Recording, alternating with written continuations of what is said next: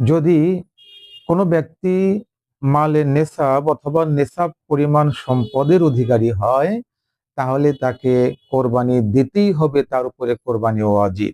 জাকাতের ক্ষেত্রে মাল নেশাব হচ্ছে 7.5 ভরি স্বর্ণ অথবা সর্বনিম্ন 52 ভরি রৌপ্য, অথবা এই পরিমাণ টাকা তার কাছে থাকে এবং সেই টাকাটা যদি একটা বছর তার কাছে অতিবাহিত হয়, তাহলে তার উপরে জাকাত ফরজ। কিন্তু কোরবানির বেলায় হচ্ছে 1 বছর অতিক্রান্ত হতে হবে না, 52 ভরি রৌপ্য অথবা এই পরিমাণ টাকা যদি কারো কাছে ঈদ উল আজহার 10, 11, 12 এই 3 দিন যদি তার কাছে থাকে এবং সংসারের প্রয়োজনীয় সবকিছু, খাদ্য বস্ত্র সবকিছু মেটানোর পর এই টাকাটা তার কাছে থাকে, তাহলে তার উপরে কোরবানি ওয়াজিব।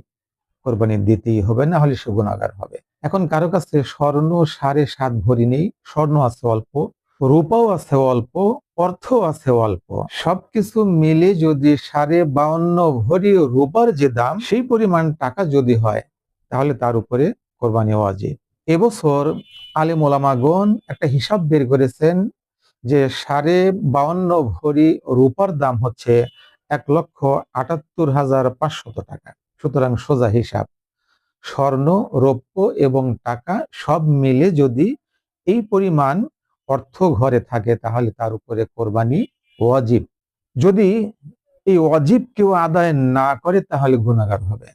গুনাহটা কেমন হবে? রাসূলুল্লাহ সাল্লাল্লাহু আলাইহি সাল্লাম বলেছেন, মান কানা সাআতুন ওয়া লাম ইউদহি ফালা ইয়াকরাবান্না মুসাল্লানা। রাসূলুল্লাহ সাল্লাল্লাহু আলাইহি সাল্লাম একটু সতর্কতামূলক কথা বলেছেন। এক কথায় বলা যেতে পারে হুঁশিয়ারি উচ্চারণ করে কথা বলেছেন, ধমকের সুরে কথা বলেছেন। যার উপরে কোরবানি দেওয়ার মতো সামর্থ্য আছে, নেশাব পরিমাণ মাল আছে, ওয়ালাম ইউদাহি, অথচ সে কোরবানি করলো না, ফালা ইয়াকরাবান্না মুসাল্লানা, সেজন্য আমার ঈদগাহের ধারে কাছেও না আসে। এটা নারী এবং পুরুষ সকলের ক্ষেত্রেই প্রযোজ্য। ঈদগাহের ধারে কাছেই না আসা মানে অর্থ এই নয় যে নামাজ পড়বেন না, তা নয়। যদি একটা উদাহরণ দিই, গ্রাম অঞ্চলে ছোটবেলায় দেখেছি ছেলে পেলে অনেক বেয়ারা ছিল, মায়ের কথা শুনতো না। সারাদিন যদি একটা ছেলে মায়ের কথা না শোনে, তখন মা ত্যক্ত বিরক্ত হয়ে চুলায় যে জাল দেয়, খড়ি বা লাঠি যেটি হোক, এটা নিয়ে দৌড়ানি দেয়, বাড়ির গড়ান পর্যন্ত গিয়ে বলে আজকে সারাদিন এই বাড়ির চারপাশে আসবি না। তার মানে এই নয় যে সন্তানকে রাত হলো বাড়িতে উঠাবে না মায়ের মন। কিন্তু কতটুকু ত্যক্ত বিরক্ত হলে, কতটুকু রাগ হলে সন্তানকে দৌড়ানি দিয়ে এই কথাটা বলে। রাসূলুল্লাহ সাল্লাল্লাহু আলাইহি সাল্লাম যিনি এরকম বলেছেন যে সামর্থ্য আছে, নিসাব পরিমাণ মাল আছে, অথচ কোরবানি দেয় না, সেই জন্য আমার ঈদগাহের ধারে কাছেও না আসে।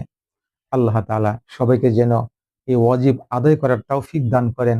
রাসূলুল্লাহ সাল্লাল্লাহু আলাইহি সাল্লামের এই প্রধান্বিত বাক্য থেকে আল্লাহ তাআলা যেন আমাদের সবাইকে হেফাজত করেন। আসসালামু আলাইকুম ওয়া রাহমাতুল্লাহি ওয়া বারাকাতুহু।